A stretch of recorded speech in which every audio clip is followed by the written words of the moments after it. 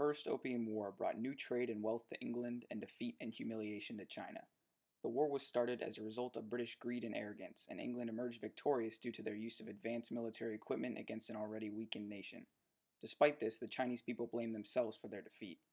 They claimed that their own addiction to opium and their lack of proper leadership and support resulted in the humiliation that they experienced at the hands of the British.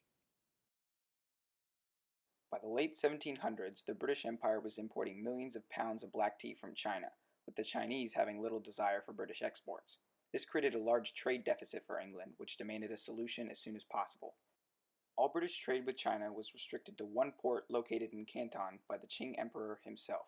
To further open this trade, England sent Lord Macartney to speak with the Emperor in 1798.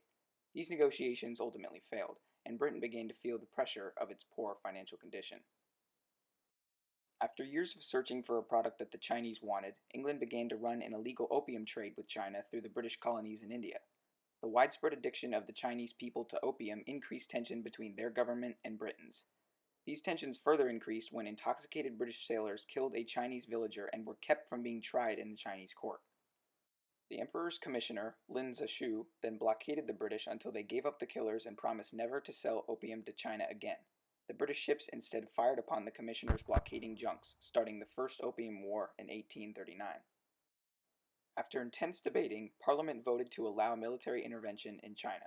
British military technology greatly surpassed that of the Chinese, and most battles were won by the British with no loss of life.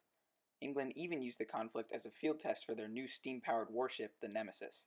The Nemesis easily traveled up the Chinese rivers, destroying junk after junk regardless of the tide and wind direction. One Chinese commissioner insisted that if the imperial forces engaged the British on land, they would easily overtake them, and this commissioner later witnessed the slaughter of 500 of his men during the land battle of Ningpo, while England's armies still suffered no losses. The war ended in 1842 with the Treaty of Nanking, where the Qing Emperor was forced to open 4 more ports to British trade, pay England for its financial losses, and give up the island of Hong Kong as a colony for England. In spite of his defeat and the predicted wealth from taxing opium, the emperor firmly refused to legalize the drug. Regarding this matter, he uttered these words: 没有什么能说服我从我的人民的苦难中获利. In English, this means nothing can persuade me to profit from the misery of my people.